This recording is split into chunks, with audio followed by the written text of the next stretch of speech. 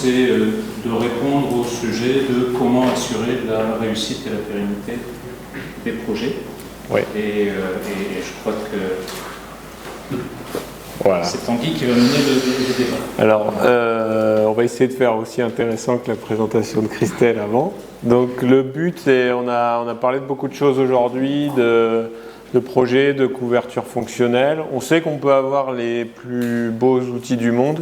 Il n'en demeure pas moins qu'à la fin, il faut que le projet se passe bien. Parce que si ça démarre sur des mauvaises bases, finalement, on peut avoir un bon outil, puis finalement, c'est pas utile. Donc, on a décidé de découper un peu les débats de la table ronde en deux étapes. C'est première question, comment est-ce qu'on garantit l'implication de l'ensemble des acteurs dès le démarrage du projet? Ok, donc c'est un peu dans les phases en amont, comment est-ce qu'on prépare bien le terrain pour s'assurer qu'on va réussir. Donc, qui est-ce qui veut prendre la parole? Est-ce qu'il y a des choses à dire au regard de son expérience projet? Je peux enchaîner par rapport à ce que je disais avant. Ouais. Typiquement là sur ce sujet-là, dès qu'on a commencé à aborder l'outil, la démarche, la méthode, j'ai tout de suite commencé à en parler, beaucoup à communiquer, que ce soit en direct. Alors moi j'ai des AIC régulières avec les sites, donc à leur expliquer. J'avais des déplacements sur les sites, donc on a commencé à en parler en disant regardez, il y a ça qui existe, on est en train de se renseigner. Enfin, dès le début, essayer de les impliquer au plus tôt pour qu'ils se sentent concernés. Voilà. Donc ça a été vraiment là-dessus qu'on a joué. C'était les mettre au plus tôt pour que, du coup, quand ça arrive, ils sont déjà au courant, ils sont contents, et voilà. Donc ça, je l'ai fait à la fois avec les équipes opérationnelles, supply chain, et aussi avec la direction des sites, parce que derrière, c'est eux, de toute façon, qui porteront le message. Hein, au groupe, tout seul dans notre coin, on ne peut rien faire si les sites n'adhèrent pas. Donc vraiment sur ces deux angles-là, pour permettre, derrière, d'avoir des gens qui soient prêts à démarrer quand on y va, parce que finalement, la décision, on la prend en groupe, mais c'est eux qui vont y aller, c'est eux qui vont travailler tous les jours. Donc voilà, c'était un peu la stratégie. Ok, David. Nous, on avait fait un serious game, alors je ne sais plus quand c'était Bernard, il y a un petit peu plus d'un an maintenant, je pense, avec toutes les équipes opérationnelles du coup qui étaient sur site, et on leur a montré la différence entre un MRP et un DDMRP. Donc c'était avec le beer game version DDMRP, donc ça a permis déjà aux gens de voir les avantages de la nouvelle méthode par rapport à un MRP classique. Donc ça c'était la première, on va dire, première fois qu'on abordait un petit peu avec eux ce concept DDMRP, et il y a eu toute une phase de formation aussi aux méthodes un peu plus théoriques pour leur expliquer un petit peu le concept et qu'ils comprennent les tenants aboutissants. Donc nous on a commencé un petit peu plus avec la partie formation, sachant qu'en amont, nous, le projet en fait il avait démarré officiellement 2 ou 3 ans plus tôt. On avait eu une coupure à cause du Covid et on avait remis le projet en route du coup au retour après Covid. Et le sujet il était porté en fait par notre directrice des opérations qui était elle vraiment moteur du coup, sur ce projet-là. Donc c'est vrai qu'il y avait déjà ce sponsor donc, qui aidait pas mal du coup sur la partie décisionnelle du coup au niveau du groupe, quoi. Et puis donc après on a vraiment engagé le projet. Nous alors on était organisé un petit peu différemment, c'est qu'on avait on va dire une partie plus projet vraiment avec des équipes dédiées. Donc on a travaillé sur la partie modélisation et avec des DTech, on faisait intervenir des personnes opérationnelles donc dans ces ateliers de modélisation là. Et après on a engagé toute une partie plus de modules de formation où on a mis en place des modules de formation qui étaient vraiment spécifiques du coup, au métier dans le donc ils sont toujours en cours. Et je crois qu'Antonio en a parlé tout à l'heure concernant l'implication des ressources opérationnelles. C'est quoi les bonnes recettes? En gros, il faut prévoir qu'on va backuper sur une partie de leur temps par des ressources temporaires une partie des acteurs ou... Alors c'est vrai que nous, quand on a fait les ateliers de conception, on prenait en fait des personnes clés dans l'organisation, donc un planificateur ou un ordonnanceur, un approvisionneur et l'équipe projet donc, qui était dédiée. Et on bloquait en fait des créneaux, nous, du coup, qu'on prévoyait assez longtemps à l'avance sur des ateliers. Donc on monopolisait les gens sous forme d'ateliers. Après, pour le moment, nous, on n'a pas prévu de ressources supplémentaires au moment en tout cas du switch. On est à ISO, en tout cas ISO périmètre. On essaie de déployer effectivement ces key users aussi sur sur les secteurs du coup, on va dire, donc un qui sera plus côté switch, enfin pour nous grande série, plutôt côté aéro, des contacts qu'on aura aussi côté Maroc, quand on déploiera du coup la partie Maroc.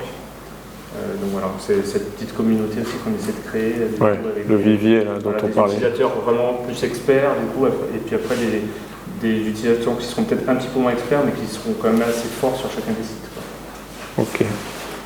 Côté Adopt, vous souhaitez réagir par rapport à votre expérience aussi? Alors nous, c'est un peu spécifique parce que l'ERP qu'on a aujourd'hui, il n'est pas facile d'utilisation, il a plein de problèmes, donc du coup ça a été très facile pour les équipes d'aller sur un autre outil qui, dès qu'ils l'ont vu, ils ont bien vu que ça allait leur changer la vie, leur faciliter la vie. D'accord, donc ça a simplifié en fait. Très facile, et du coup c'était facile de leur dire de prendre du temps pour le projet pour que derrière ça améliore leur quotidien. Puis rapidement, le POC a fait le job aussi, c'est-à-dire déjà ils étaient convaincus parce qu'ils avaient une solution avec laquelle ils n'étaient pas du tout à l'aise. On leur proposait d'aller encore un peu plus vers quelque chose qui était compliqué, qui ne marchait pas. Et là, on leur montrait quelque chose. Il y avait des perspectives beaucoup plus sympas, avec une ergonomie plus sympa. Ça les a aidés à se projeter, quoi. Ouais. Côté Cereco. Je vais rebondir un peu sur ce que dit monsieur. Je pense que la clé de réussite dans un projet, c'est, en tout cas pour ma part, très factuel, donc de prouver par A plus B que le nouveau fonctionnement qu'on souhaite mettre en place fonctionne est important. Donc de passer par des phases de test et d'essai lorsque l'on a le temps. Je pense que c'est primordial pour rassurer les équipes dans la réussite des projets. Ce qui est parfois pas évident, c'est qu'on a un POC des fois qui peut mettre un certain temps à donner des résultats positifs, et donc il faut embarquer dès le début du projet un certain nombre d'acteurs. Je rajouterais quand même une chose, c'est que nous on avait deux promoteurs quand même chez le côté Adopt, un côté prod et un côté supply, donc ça a quand même pas mal aidé. Donc, je connaissais Bernard, donc du coup c'est vrai que rapidement ça a été, on était déjà presque convaincus avant de commencer les échanges. Donc, ok. Je passe à la deuxième question. Alors ça, c'est une question qu'on se pose nous en tant que consultants, c'est quelles étapes du projet doit-on mener sur site? Qu'est-ce qui peut être à distance? Et qu'est-ce qui peut être à distance? C'est assez, on sait qu'on ne peut pas tout faire sur site, ni tout faire à distance, mais sur les différentes étapes. Alors aujourd'hui, on se rencontre généralement lors du kick-off. Des fois, sur certains projets, il y a ce qu'on appelle un pré-assessment. Et puis en général, on est là aussi sur la phase de conception pour réfléchir à la solution cible avec vous. Est-ce qu'il y a des partages d'expérience là-dessus? Je pense que la présence en conception, elle est obligatoire. Enfin, c'est vraiment le moment où on met tout le sens. Je pense que vraiment, elle est importante et obligatoire. Sans ça, je vois pas comment les équipes peuvent se projeter, et aussi pour l'équipe, pour vous, de voir les sites, les flux. C'est toujours facile de décrire un atelier, mais en fait, c'est quand on va voir dedans qu'on se rend compte quand même comment ça fonctionne. Donc, je pense que la conception, c'est obligatoire. Et après, c'est en amont. De toute façon, on s'est déjà rencontrés à plusieurs reprises normalement, donc je pense, c'est peut-être moins primordial. Par contre, la conception était importante. Moi, j'aurais dit au départ aussi, et quand on voit que le projet n'avance plus trop. Peut-être revenir un jour pour redonner un peu d'élan au projet. C'est vrai qu'il y a des phases où le projet, ça démarre, ça peut démarrer rapide, et puis après il y a des phases un peu plus. Ça s'essouffle un peu. Ça s'essouffle ou c'est détourné. On se détourne du sujet parce qu'on a trop de sujets, trop de chantiers en cours. C'est ça. Donc, c'est ça aussi.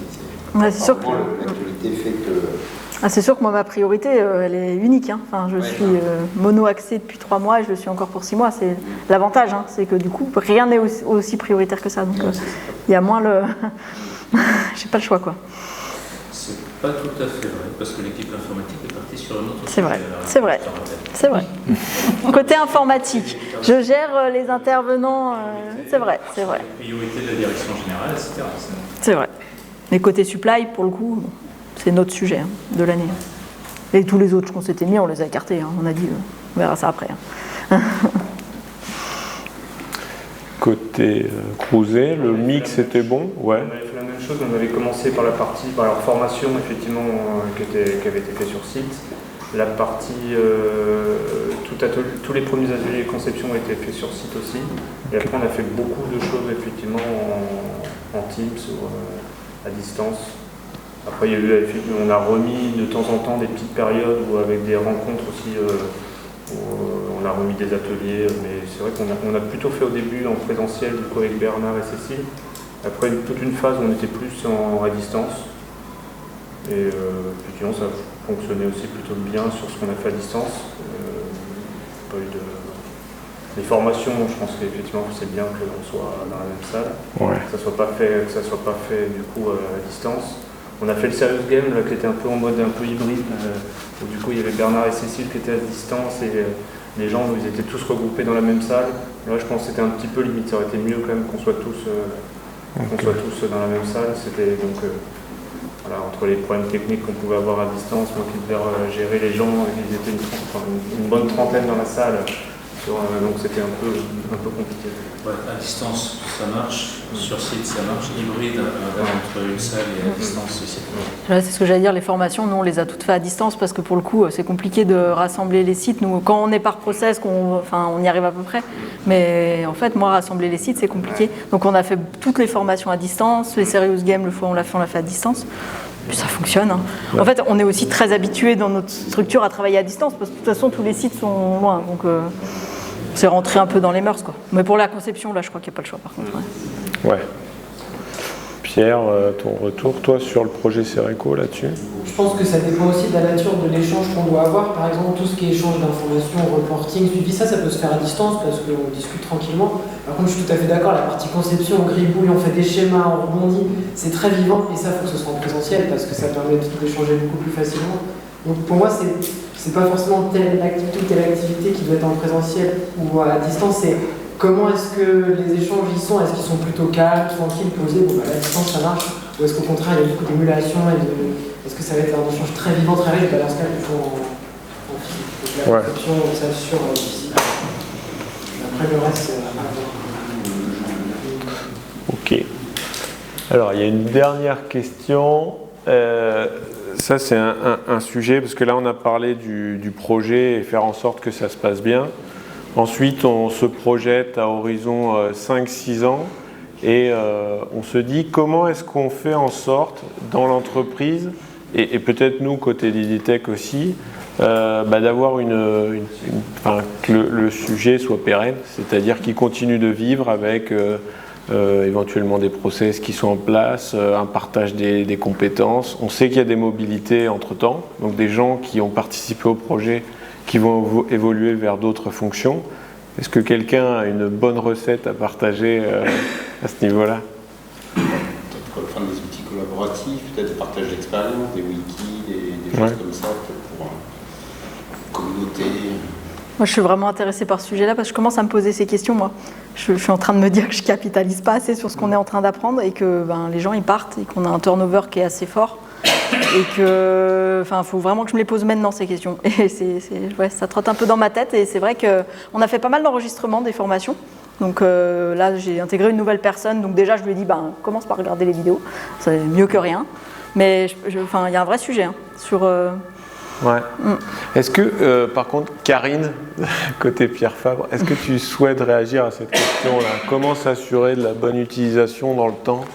Je n'ai pas toutes les réponses parce que dans différents cas de figure chez nous, on a déployé un site en DRAP en 2017 avec une équipe projet qui a ensuite est venue opérer en fait, il y a un transfert des équipes projet en équipe opérationnelle.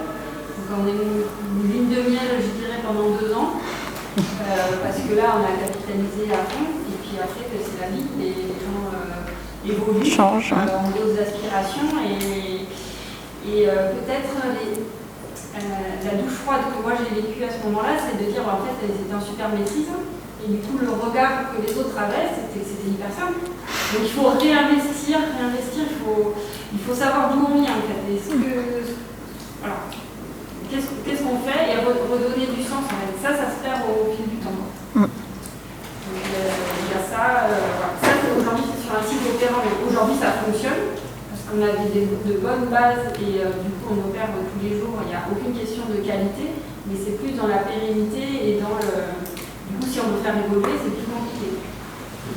Et après, il y a d'autres sites où là, il y a un arrêt complet parce que les gens sont partis et il n'y a pas eu de transmission et du coup, on préfère abandonner que de continuer. Ouais, on a pas mal travaillé du coup là-dessus, donc Thomas notamment. Dans mon équipe, on travaille sur la partie polyvalence, donc on a fait une matrice de compétences en fait, on a listé toutes les compétences et tout ce qu'on devait connaître avec des niveaux, niveau 1, 2, 3, 4. Et en face de ça, on a créé des modules de formation et on évalue les compétences du coup des personnes opérationnelles d'après des niveaux et il faut qu'ils aient atteint tel niveau pour qu'on les considère expert, opérationnels ou experts effectivement quand même supérieur. Et on a cette grille d'évaluation des compétences. Donc on a fait une auto-évaluation la première fois des gens. Faut que j'y pense, je pense. Formation qui est suivie, donc après derrière il y a une deuxième auto-évaluation qui vont se faire et nous après on viendra les évaluer. Quand ce sera en place, du coup, on mettra ça dans un deuxième. On aura cette grille d'évaluation des compétences à faire. On a créé tout un tas de modules sur un intranet. Donc des modules de formation, des tutos vidéo. Wow. Ça peut être partagé. Je veux bien les récupérer, moi. Si vous devenez adhérent de Crusoe. Ça coûte combien? C'est moins cher. Non, mais si vous voulez, on pourra partager. J'ai amené mon PC, on pourra partager. Ah ouais, moi je suis vraiment intéressée. Ouais, parce que c'est des questions que je commence à me poser, moi. Thomas qui a beaucoup travaillé dessus et du coup Chloé, une deuxième personne qui travaille avec moi du coup, sur cette partie-là. Et nous, on l'avait sous-estimé cette partie en fait. Moi, je l'ai même pas trop réfléchi pour l'instant. Et en fait, c'est vraiment ce qui peut faire que le projet peut capoter complètement. Ouais, ok. Ouais, Isabelle. Il n'y a rien de mieux qui marchera que c'est bien de vous en interne avec vos propres mots, avec vos propres vocabulaire. Donc nous, on met à disposition de la doc et ce qui est effectué, c'est très bien, mais je suis pas sûre qu'effectivement, pour vous donner, ça sera valable pour son tasse parce que parfois, c'est pas grand chose, mais c'est un mot, c'est un vocabulaire qui est en interne, ça fait référence au processus. Juste sur la forme déjà. Que vous puissiez le digérer parce qu'il y a une prédigestion à faire pour que vos collaborateurs puissent adhérer. Donc tout n'est pas packagé, tout fait, et toute la doc que l'on peut nous aussi mettre à votre disposition, elle reste très générique, et vous devez aussi la digérer, l'adapter à vos processus. C'est aussi, je pense, un facteur de succès, et Karine reste modeste, parce que moi je trouve que sur la partie ISRI, ils ont fait tout un tas de processus et de routines journalières qui sont suivies, qui ont été revues, mises à jour. Et ça, c'était aussi un des facteurs de pérennité. Oui, effectivement, ça passe par la journée idéale, la semaine idéale. Et effectivement, ça a été revu. Et c'est ce qui permet de tenir aujourd'hui la qualité. Peut-être qu'ils ont un peu perdu le sens. Il faut reconstruire l'équipe projet, parce que maintenant on a d'autres velléités de changement, mais effectivement le quotidien est assuré.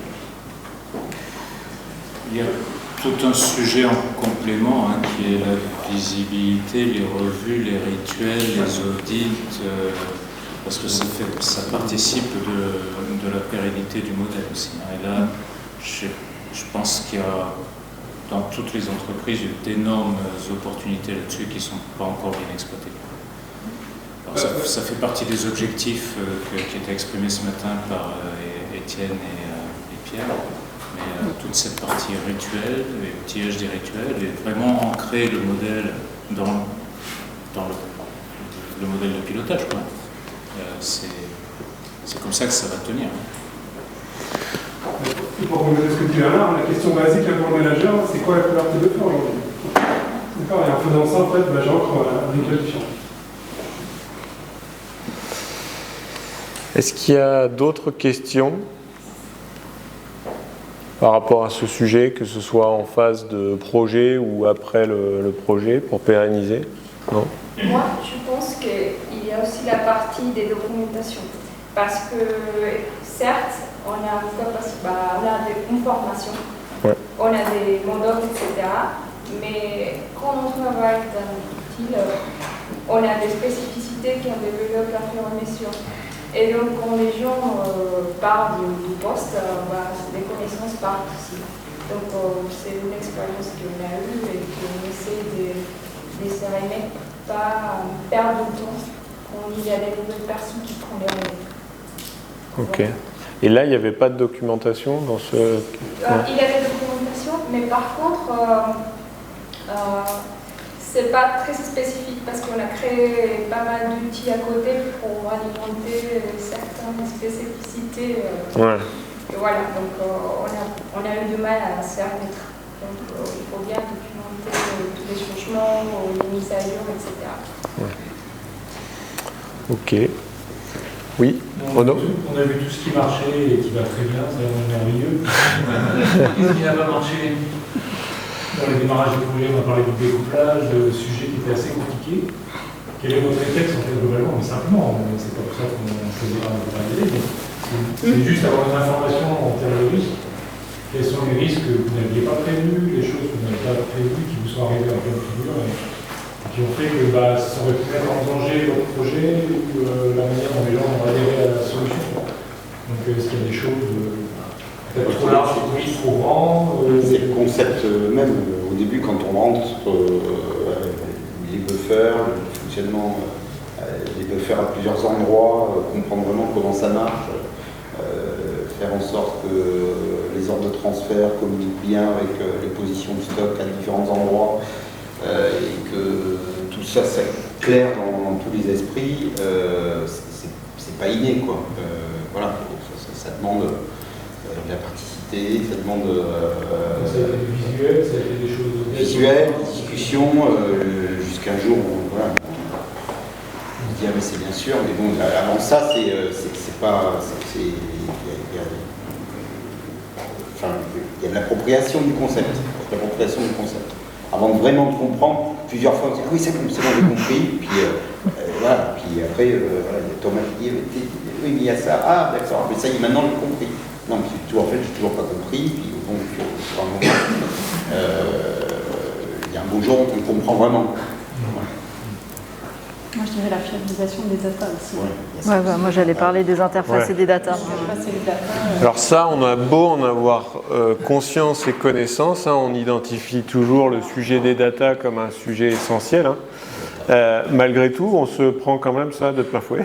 Ouais, c'est terrible, quoi. Enfin, parce que du coup, c'est sûr, quand l'historique il est pourri, on a beau essayer de faire ce qu'on veut, on a un historique où on n'arrive rien à en tirer, quoi. Et, c'est compliqué, quoi. On le sait. Et on le sait, mais en fait, on se dit bon. Ouais, mais on l'utilisait pas l'historique dans notre système, donc on n'en avait pas besoin, quoi. C'est les choses qu'on n'avait pas besoin. Et puis la vedette de la journée, hein, qui est Robert. C'est ça. La disponibilité, ouais. Je pense qu'il faut, c'est vraiment un projet, il faut vraiment que le service DSI soit hyper impliqué, hyper... il faut vraiment que ce soit un binôme en fait. Hein. On ne se rend pas compte à quel point c'est important d'avoir quelqu'un qui comprenne un peu ce que c'est que la supply, pas juste un développeur, quoi. Ouais. Et quelqu'un qui fasse vraiment cette interface technique informatique et qui ait de la bande passante, parce que ça demande du temps, quoi. Ça, c'est... Le problème de data, on l'a pas eu parce qu'on avait changé de RP, nous, on a fait le contraire. On a changé en 2017, donc nettoyer les data, nous, on l'avait fait avant. Ouais. Donc on était sur quelque chose déjà plutôt propre, où on avait en plus une bonne connaissance de notre modèle de données dans le système, vu qu'on venait de changer de RP. D'accord. Donc, nous, la partie interface, entre guillemets, c'était la chose la plus simple quasiment. Ouais, donc nous, les interfaces, les allers pratiquement retour, on les a fait en 15 jours peut-être. Ça a été quasiment la chose la plus simple du projet. Ouais, c'est clair. Ça dépend vraiment de chaque projet. Et, après, il y avait des petits bugs qu'on a réglés au fur et à mesure. On va dire le gros des interfaces ERP vers un Qflow en une quinzaine de jours. La plupart des fichiers qui fonctionnaient, les interfaces, création des commandes, des OF, parce que vos données étaient propres, quoi. Ça allait super vite aussi, quoi. Ouais, c'est ça. Donc nous, ça a été quasiment le plus simple, cette partie-là, pour nous. C'est pas le même. Et après, on part pas avec les mêmes chaussures. Mais on a le problème inverse, c'est que nous, on venait de changer de RP et on réimpose un nouveau changement derrière. Ah, oui. Alors que là, on aura l'effet inverse, c'est qu'ils ne changeront pas deux fois, moi. Voilà. Bon, par contre, ouais. Donc on a eu d'autres problématiques. Pour emmener les gens, quoi. Donc on a changé en 2017, on prend le Covid et après on change de planif. Voilà. Pierre, tu souhaitais réagir? Oui, je veux juste ajouter qu'à côté du côté technique, dont on a pas mal parlé, il faut aussi accepter de se tromper. Parce que je trouve que ça fait aussi la beauté de la méthode, c'est qu'on paramètre un modèle en se disant on met des paramètres qui devraient être à peu près vrais, mais si jamais on se rend compte qu'il y a quelque chose qui n'a pas marché, bah, c'est l'occasion de le régler et puis bah, au moins ça c'est déjà un peu amélioré. Et puis on continue, on avance, tiens, il y a encore un article qui est peut-être pas très bien réglé, hop, on le règle un peu mieux et au final, bah, il y a une amélioration continue qui s'installe et donc quand des fois il y a des trucs qui ne marchent pas, bah, limite tant mieux parce que ça permet de remettre en question certaines choses, dire ah oui c'est bon, on n'avait pas pensé à ça, on re-règle et le modèle il est challengé régulièrement et en fait c'est quelque chose d'assez vivant et de dynamique. Donc ça c'est plutôt une bonne chose, donc il ne faut pas avoir peur de ça. Mais ça veut dire aussi effectivement, et parfois on a rencontré cette difficulté, c'est que si vous voulez tout prévoir, être précis dès le départ, etc., c'est compliqué. C'est pas une recette. Il faut être plutôt dans un mode flexible. Quoi. Il faut oser, expérimenter, ajuster. Ouais. Sinon, vous pouvez prendre beaucoup de temps pour essayer d'avoir le bon truc. Le buffer autopilote. Ouais, c'est ça. Et pour reboucler avec la question de Renaud, je pense que les approvisionneurs, au-delà du changement d'outils et les planificateurs, c'est pareil, ils prennent conscience au fur et à mesure que leur métier aussi change. On parlait de l'ajustement des paramètres, etc. Donc c'est progressivement changer d'une étape où on a potentiellement une charge de travail administratif qui est aussi importante et un profil qui est en adéquation ou pas, vers une étape où on se mue plus dans un rôle, je vais ajuster mes paramètres et puis le reste, le passage de commande va se faire de façon un peu plus automatisée. Et donc dans certains cas ça se passe bien, mais c'est quand même un changement majeur. Ouais. Oui. J'ai une question sur pour les autres sociétés que Cruiser, donc qui n'ont pas une qualité de données parfaite. Pas non plus. Quand avez-vous évalué la qualité de vos données et comment vous l'avez fait dans le cadre de vos projets de déploiement de VNR?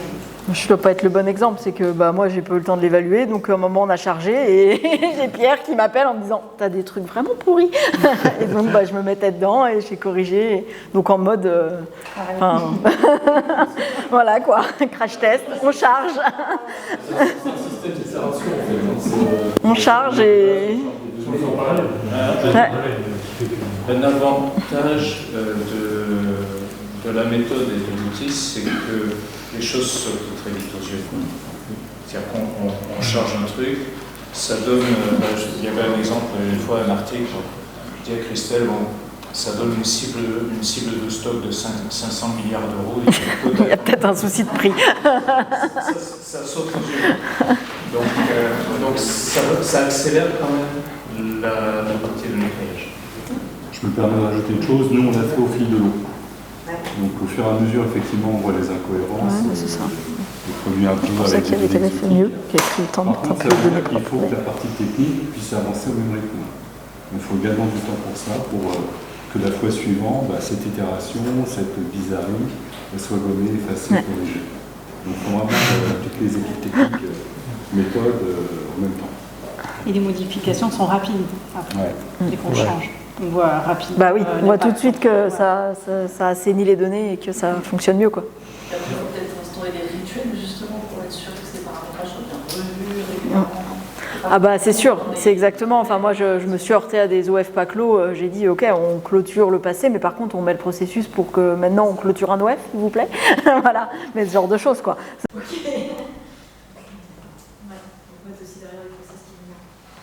Mais l'avantage c'est que ils vont le voir tout seul si c'est pas clôturé parce qu'il va rester des quantités restants à livrer dans un tuyau et en fait ce sera même l'utilisateur qui va voir que ça fonctionne pas quoi. Donc ça marche pas non plus dans le MRP mais ça se voit moins. Ouais.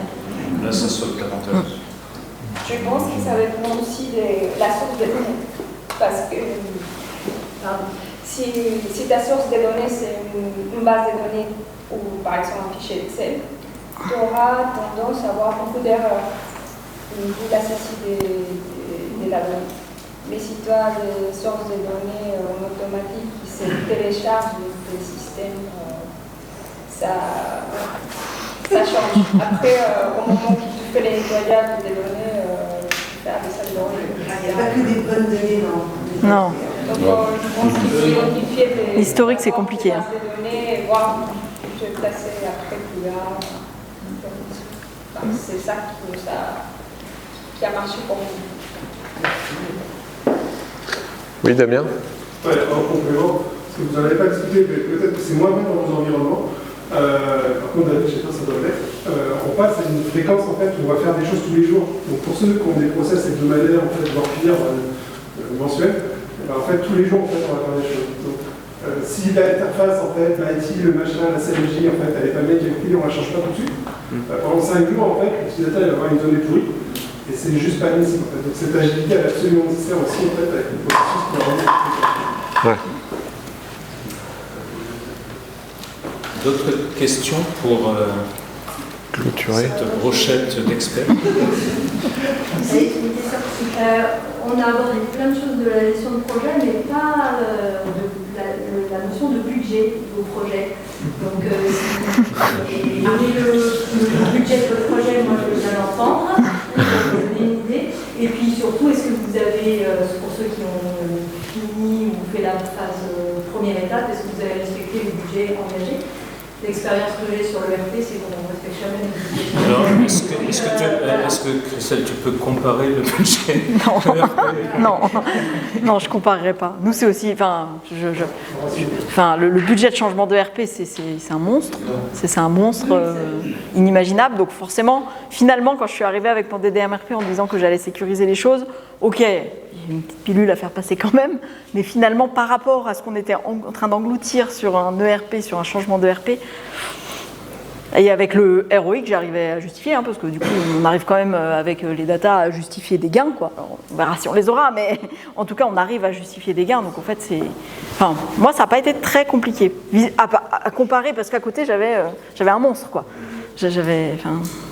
Après, on verra pour la tenue et puis pour tout ça, on en reparle dans un an.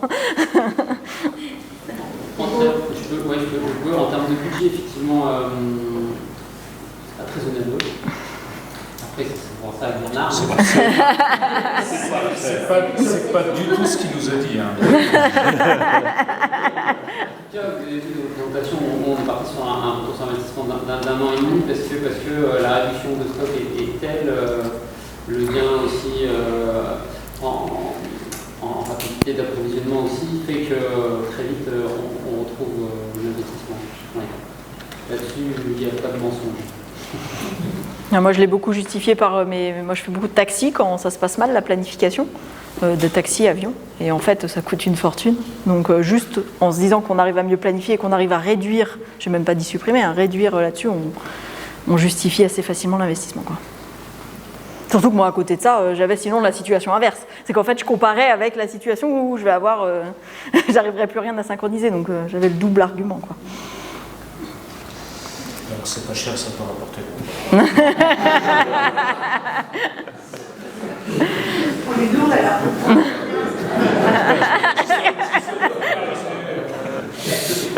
D'autres questions pour...